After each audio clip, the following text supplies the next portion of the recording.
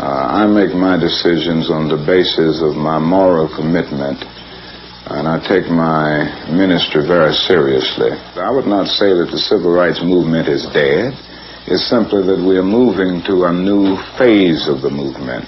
For now 12 years, we struggled to end legal segregation and all of the humiliation surrounding legal segregation. So it was a struggle for decency.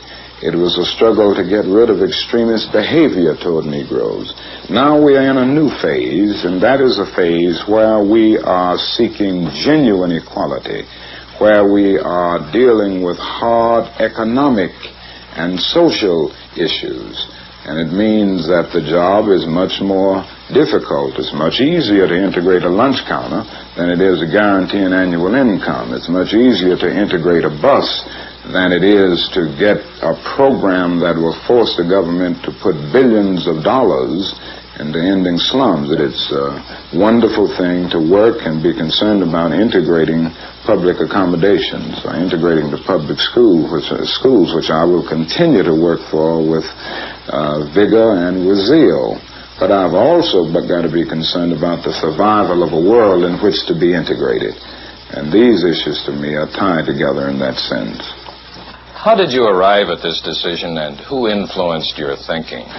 I thought about it for several months, and finally I went away to write a book in Jamaica where I had a chance to reflect and meditate and do a great deal of thinking about the war in Vietnam. And I came to the conclusion then that I had no alternative but to take a vigorous stand against the war. Dr. King, when you speak out against this war, do you speak as a Negro opponent of the war? Is there something especially anti-Negro or racist about the war that impels you to speak out?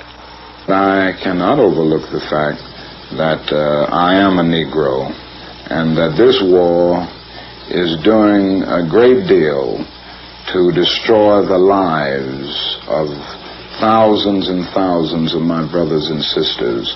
We are dying physically in disproportionate numbers in Vietnam, some 22 and 4/10% of the deaths, even though we are only about 11% of the population. The other thing is that we are dying spiritually and psychologically in disproportionate numbers at home, in the ghettos. And I think the war itself accounts for our constant spiritual and psychological death here at home.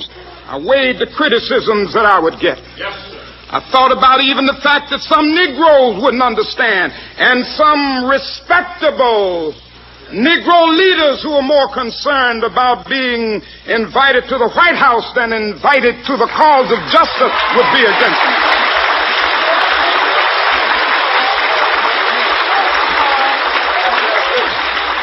I weighed all of this. And as I weighed in it, as I prayed over it, something said to me that you got to speak on this issue. If you don't speak on it and others don't speak, I'm not going to give up. I'll have even the rocks to cry out against this war. It's an evil war. And no matter where it leads, no matter what abuses it may bring, I'm going to tell the truth.